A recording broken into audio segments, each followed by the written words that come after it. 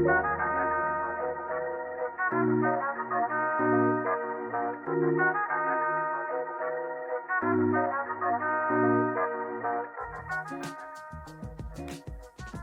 there, friends. Welcome to another episode of Brown Bags and Bibles. I'm Scott Wakefield, lead pastor at First Christian Church of Greene County, joined as always by Mark Liebert, one of the elders here at First Christian Church.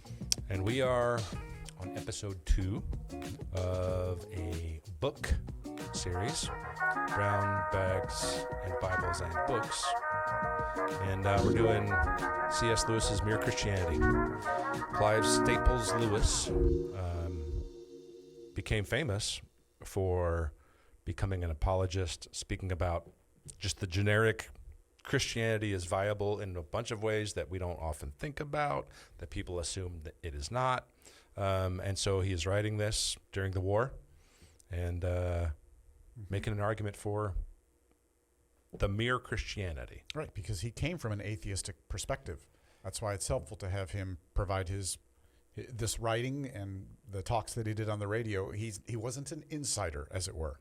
Right. He was an atheist. Right. And he's calling it mere Christianity because he's not making an argument for a particular stripe of Christianity, denomination, etc. He's reducing this down to what he considers the bare minimum. Yeah, the things that unite all Christians. Yep. And so we've talked through book 1 of the 4 books in Mere Christianity, which is Right and Wrong as a Clue to the Meaning of the Universe. What did we mean by that? We meant the moral law that's embedded within the heart and conscience of every human being, that there is a right and wrong standard that they, for some reason, feel pressing on them.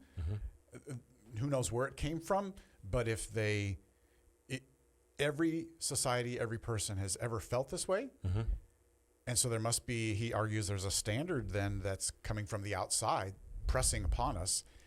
That's really the first argument. Everybody feels this, whether they want to admit it or not. But then secondly, no one upholds it. No one follows it consistently and perfectly like they should. Even as they try to apply it universally. Right. Those are the 2 main things he's saying. We all feel the weight of this standard we need to live up to, but none of us does. Right. Yeah. Which leads us to, we did chapters 1, 2, and 3 to chapter 4. Yes. And chapter 4, here we go. What Lies Behind the Law is what chapter 4 is called. And he begins by talking about 2 views of the universe, the materialist and the religious. Materialist, it's pretty easy to understand.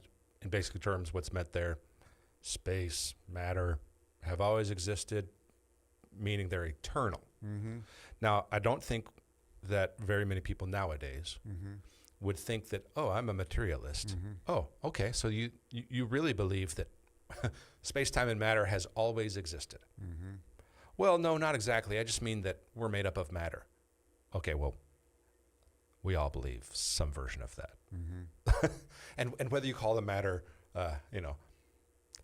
protons, electrons, neutrons, atoms, other trons, we all believe that there are parts to a whole, whatever you call them, fine.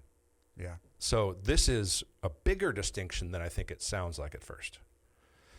So if matter is always eternal, then what is religious or spiritual in his definition here? Yeah, his religious view is just the idea that behind matter is something like a mind. Yes. It has intentions, it has purpose, it has preferences. That would be the religious view, not specifically at this point narrowing it down to the God of Christianity, but simply saying either matter is eternal or there is a mind behind and a creative force leading to the matter. Yes, the matter was created from someone, somewhere, somehow. Right, and those really are your 2 options. Right. We're going down to, I'm trying to say this as if the people are looking at me this way. Right. Down to the beginning of everything, reality. Right. Even if you say there was a big bang, okay, but there either was something before the big bang or there was not. That's right. That's right. And for the nerds who hear mind, this is not the same concept as the Greek nous. It's more than that. It's not just a universal force of presence that has truth that we are participating in and is the force of reason that makes it all go together. This is a supernatural difference. Yeah. Yeah. So he makes the statement that science can only look at the universe. It can't look at what's behind it. And I really appreciate him saying this, that the origin of the universe is not truly a scientific question in that sense, because you can't answer it by experiment. In other words, science can't determine if there's something behind the universe, if there is a God. It can't answer the why there's a universe, or does it have meaning. It can't do that. And I've read other authors who say very similar things, that when scientists move into the realm of there is no God, they're actually going beyond their discipline and moving into more of philosophy and theology than true science. And a true scientist cannot speak to the why something exists or the meaning behind it, simply that it does exist and how it works. Yeah. A couple of weeks ago, I was preaching to our middle school and high school group, and I was talking about some things like this, and I said something like, "Hey, listen, everything science claims, if it's actually valid in scientific terms, is descriptive in its very nature. Yeah, It's not causal. That's right. And the explanatory power of what science does is to show what we see and can measure and reproduce as a part of the scientific method, et cetera, so that we can test the hypotheses. We cannot claim anything beyond the descriptive stuff that we say. So he says it like this, and this is just putting more color to what you've just said. Science works by experiments. It watches how things behave. Every scientific statement in the long run, however complicated it looks, really just means something like, I pointed the telescope to such and such a part of the sky at 2:20 a.m. on January 15th and saw so-and-so. Or I put some of this stuff in a pot and heated it to such and such a temperature and it did so-and-so. Yeah. Which is not being anti-science. Not at all. It's actually being pro what science has always actually claimed for itself. And we would support that 100% as Christians. Yes, absolutely. Yeah. And so like you said, it gets beyond it. Yeah. Beyond its lane. That's it. It's not staying in its lane. Right. To answer questions of how it got here and why it's here. That's right. And the explanatory power of science ain't going to tell you this stuff about God. That's right. So Lewis then says, so if we want to know if there's something behind the universe, it has to be revealed in a different way, a non-scientific way. And he makes the point, we have to turn to study ourselves, because when we study ourselves, we have, he calls it insider information. We are not only studying human beings, we are human beings. And one of the things we learn about ourselves as we study ourselves is what we said in the prior episode. We have this internal reality of a moral law pressing upon our conscience. Yes. Where did that come from? And I love that he says this, when I study myself, I find that I am under instructions to obey the moral law. I ought to act in certain ways. This should arouse our suspicions. Why do I feel this way, and where did it come from? Yes, we should be, to use the strictly scientific terms and definitions we were just talking about, we should use that kind of method about our own experience. Yeah. Much more than we do, in a way that leads us to these kinds of questions. And at first that will sound like, oh, well, you're giving up reliable evidence because it's your own experience, which I understand that objection. But I like how he says, how he defends this point about it. He says, suppose someone asked me when I see a man in blue uniform going down the street, leaving little paper packets at each house, why would I suppose that they contain letters? I should reply, because whenever he leaves a similar little packet for me, I find it does contain a letter. And if then he objected, but you've never seen all the letters which you think the other people are getting, meaning you haven't yet tested it with everything else, then I should say, of course not. And I shouldn't expect to, because they're not addressed to me. I'm explaining the packets I'm not allowed to open by the ones I am allowed to open. It is the same about this question. The only packet I am allowed to open is man, meaning like himself. And I wrote this little note down. The larger point that he's making here, which in similar language, is that we can also say, not only am I explaining the package the packets I'm not allowed to open by the ones I am allowed to open, but every single time I also get a glimpse into someone else's mail, whether it's by force or happenstance. By force, I don't mean Right. we're going around with, letter openers, Right. stabbing people. Can we cut that? But that I'm asking questions. I'm getting data from people. Every time I get a glimpse into someone else's mail, by force or happenstance, there is the observable fact that everyone else opening their mail finds the moral law in effect. Yeah, we find the same thing. Yeah. He says, it follows that there is a power that has woven this law into my nature. And I was thinking about the reference in Romans 2 that Paul makes, where this is straight up Bible. Paul says the same thing. Exactly.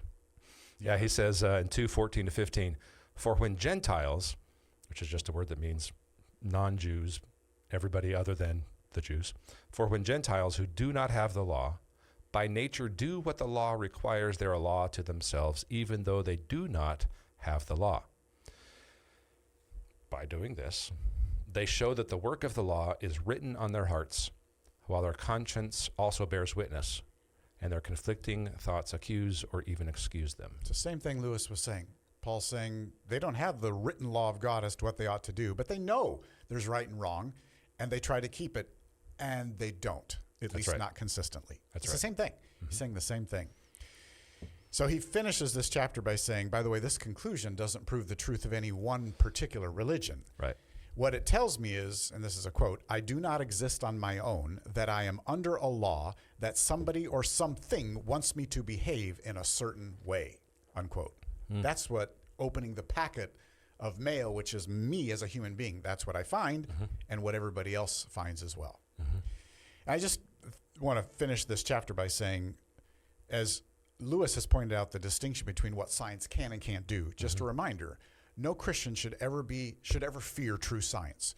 Science uncovers the truth of God when it stays in its lane. That's right. So let's not be afraid of science done properly. That's right.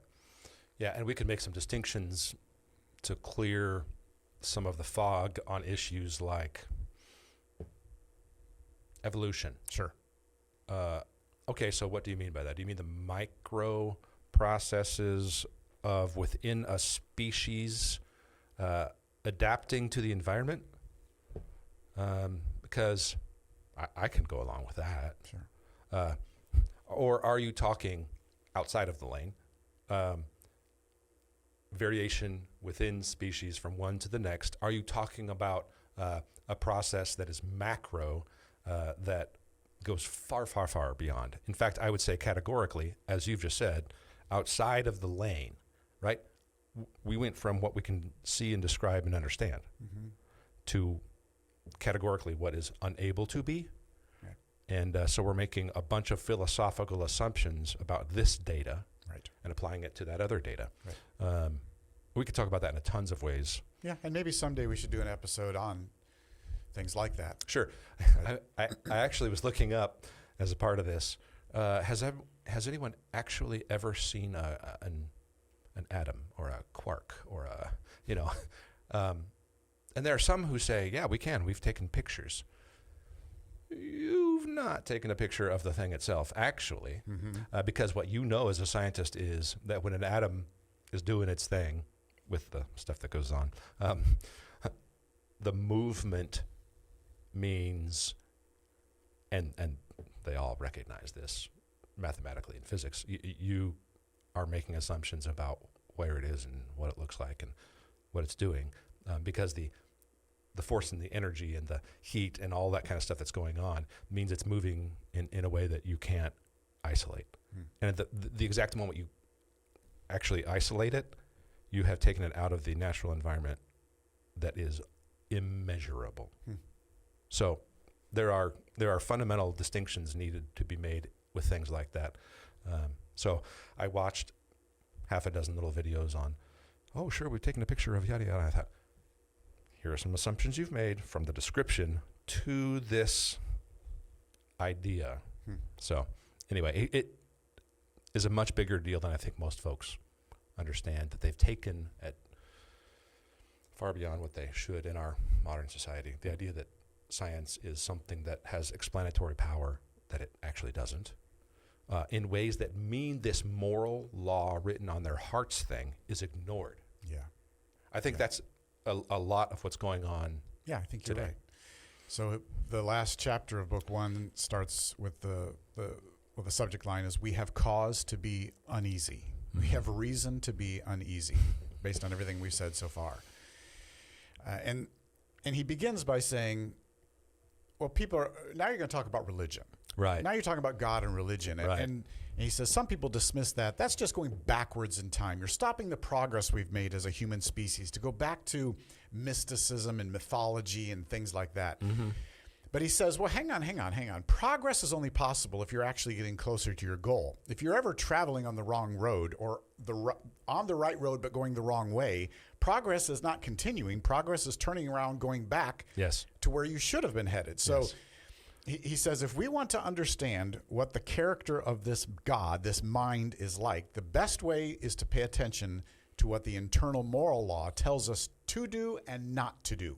Yes. As you said, people don't pay attention to that. Instead, they focus on science and the extrapolation of science, and they ignore the moral law. He's like, it should be just the opposite. What does that moral law tell you to do and not to do? Because that's going to tell you about the mind behind it. Yeah. And he says, so if nothing else, we learn that God is intensely interested in right and wrong conduct. Yeah. Yeah. I love that statement because that's what's in me. So the mind behind it must be very interested in right and wrong. Yes, because if we go back to what real progress is, and as you've just said very clearly, the moral law is the thing on which he's building now, right? What we see within us is he's building from there. So the moral law is still at play in where we're headed here. And what does progress there look like if science doesn't take you there? Right. That's right. So we're going back to what does progress look like in us? And I know I have as does everyone really, a very firm sense of justice. Sure. And what's good and right and what's wrong and bad. Right. And you also presumably have the sense, as most of us do, that a lot of what I have done personally has been wrong based on a sense of right and wrong. He says this, he says, the moral law doesn't seem to care how hard it is to obey. It appears to be merciless and hard as nails. It doesn't allow you to escape. And he says, if there is a God who is the lawgiver of this moral law, then we have to start with this truth and then recognize our peril. Yes. And that comes straight from Paul in Romans as well, which is Romans 3:19 and 20. Yeah, which says this, now we know that whatever the law says, it speaks to those who are under the law, Which meaning is all of us. everyone. Yes. He's not saying there just the Jews who received the moral law at Sinai, even though they had No, because he much already of it mentioned before the Gentiles. that. Right. We know that whatever the law says, it speaks to those who are under the law, so that every mouth may be stopped, and the whole world may be held accountable to God. For by works of the law, no human being will be justified in his sight, since through the law comes knowledge of sin. Yeah. A proper use of the law, something we're talking about Yes. on Sundays and in our current sermon series. The proper use of law in generic terms, moral law in generic terms, as we're talking about here, and the law given to us by God through Moses on Mount Sinai, all those definitions of law are the same in this sense that through that law comes understanding and knowledge of sin. And that's where a lot of this starts. Yeah. Is what Lewis is actually saying. Yeah, he's saying, all right, we've established 2 points. We've established that everyone universally has a sense of right and wrong built into them, and everyone universally breaks that law. And now he takes that as a launching point here, finishing book 1, to say this is where the Christian teaching about repentance and forgiveness actually begins to make sense. If you haven't tracked with us to this point, it seems out of place in just some religious mamby-pamby thing. But if you are tracking with there is a moral law and you have broken it and there is a lawgiver behind it, then repentance and forgiveness makes sense. He says, if you don't think you've done anything wrong and that there's nothing for which you need forgiveness, then Christianity is of no help to you. Sure. You're on your own. Right. And I hope that works for you. Right. Jesus said that kind of thing often. But as you pointed out just a couple of minutes ago, if you're distracting yourself from the moral law, you're just ignoring something to your peril. Go back to what it is impressing on you. Yes, you can think you can ignore it. Sure. You can have hobbies, you can have distractions, you can talk about science, but you are just suppressing what you feel internally. Yes. And it doesn't do any good to ignore that. Right. So on the other hand, if you do recognize, he says, that you are on the wrong side of the moral lawgiver and that you cannot meet God's demands, now you are ready to hear the good news of what Christianity has to offer. Yeah. I hear some folks out there maybe saying, wait, how did the word God suddenly show up? Well, we've talked about the mind behind it, that is some sort of creator from nothing and not from something. And we would also say it's the same thing to say from design or purpose, and not from chance or purposelessness. And that mind we call God because he is definitionally not creation but creator. And we as creation, we get this internal moral stuff and standard from somewhere. Right? From somewhere. Right. And we talked some last episode about it doesn't come from humanity in the first place. Right. It's not society. Right. So it comes from somewhere, and he has called that somewhere God. Right. But now we're talking about our experience of the right and wrong in more specific terms, and that, interestingly, we begin a lot of that experience about what is good and right from our experience of understanding our failure, and what's wrong and what's evil, which isn't, and we'll get into this later. There's this common idea that good and evil are just kind of like same. Right. We'll cover that. Yeah, we'll get there. Yeah, it does. But some of that is beginning to be understood and explained by what we're talking about here. Right. That recognizing ourselves as on the wrong side of that moral law, even our own, is where we begin to have some of this conception of what is actually good in the first place. Right. That doesn't explain much yet. We'll get there. Yeah, book 2 that we're going to get to in a minute, he deals with atheism versus theism, Right. pantheism. He deals with dualism. So we're going to get into what type of God is there. He'll get there. But he's tipping his hand a little bit here because he is pointing to the fact that this moral law pressing on you from an outside influence does explain then why Christianity has something to offer. Right. Which reminded me of what Jesus said when he came in Mark 2:17. Do you have that handy? You're pointing to me as if I am beginning to read, and yes, I am ready now to read. When Jesus heard it, he said to them, the Pharisees, tax collectors, sinners with whom he was interacting, and the Pharisees came on and said, "Why are you interacting with?" So Jesus heard their objections and said to them, "Those who are well have no need of a physician, but those who are sick. I came not to call the righteous, but sinners." So this is where Lewis makes his point. If you recognize you are on the wrong side of the moral lawgiver and that you cannot meet the demands, then you are ready to hear the good news. Jesus is saying the same thing. If you do not recognize you are sick, you will never seek a physician. But if you recognize you are ill, you are open to medicine and to the direction of a doctor. Another way of saying this, to go a little bit from moral, internal, spiritual stuff to a larger societal level, is to say, if you look at the world and you're saying, "Oh, it's great, it's awesome, humans are so wonderful," we would say you're deluded. He would say you are you are unable to perceive what's going on in a way that would say, actually, it's not that way, and it's evil, and there's wrong, and there's bad. And the recognition of ourselves in that same vein as not meeting our own standards, let alone God's. The law is there to show us.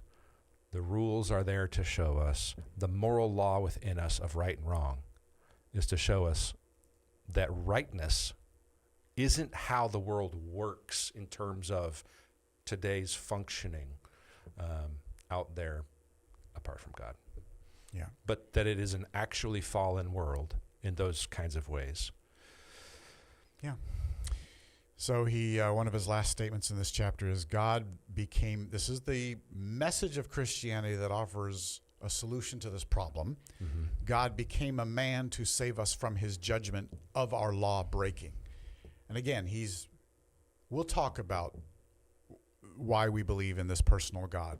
But he at this point says Christianity offers an explanation for how the demands of this law that I feel that I cannot meet have been met on my behalf. That, my friends, is the essence of Christianity. Right. That someone has met the demands of the law you feel and have broken for you. That is Christianity. That's the essential thing. Yeah. God himself becomes a man in order to save man from God's own disapproval. Yes. It's an amazing story of what Christianity is. Which is why the next chapter is beginning to be, now let me tell you a little bit more about what Christians believe. Yes. Right. Right. Right. We're just getting to this point now where it's established like this creator God mind thing has gotten to the place where we are now of offering the fix to the problem. Yeah. I love Hebrews 4:15. I'll read this one. The writer says, "For we do not have a high priest, Jesus, who is unable to sympathize with our weaknesses, but one who in every respect has been tempted as we are, yet without sin." So think about what the writer is saying. First of all, he's saying God requires righteous requirements of the law to be fully met. A high priest is someone who intercedes on behalf of another. Our high priest is Jesus, who intercedes for us with the Father. He, in every way, has been tempted as we are. He is one of us. God became man, yet without sin. He has fully met the moral law in a way that we have not. Right. That is why he can be our intercessor and our priest. That is Christianity. And I would say another way of saying all that is you can't see the God who is being described here until you understand your failure. That's right. That it's not possible. It isn't. Right. That's why the gospel is repent and believe. Well, there's no repentance, Scott, unless you recognize your sin. Right. Right. Yeah. So God became man. That's the essential thing. To save man. Yeah. From God. From himself. From his condemnation of His mankind's righteous failure. disapproval. Right. His just cause for disapproving. Yes. Yeah. 2 Corinthians 5:21. For our sake he made him to be sin, who knew no sin, meaning Jesus. He himself became sin in that sense. Accountable for our sin. Insofar in his humanity, yes. For our sake he made him to be sin, who knew no sin, so that in him we might become the righteousness of God. Yeah, this moral law thing that we're talking about that Lewis starts out with, if you have not fully understood this, or maybe you're understanding it better now that we're describing it, you must deal honestly with the weight of the fact that there is a perfect lawgiver. You feel it internally. You know you have failed it, and now you are in peril. Don't ignore that truth. Lean into that truth. And Christianity, as we will get into, offers hope. To ignore it is to ignore it to your own peril. Yep. So that is the end of book one. Yep. I think I stated at the beginning that we did book one last time, but we did not do all of book one. We have now finished book one. Yes. So we will start up with book two next, where we talk about what Christians believe. Yeah, that's good.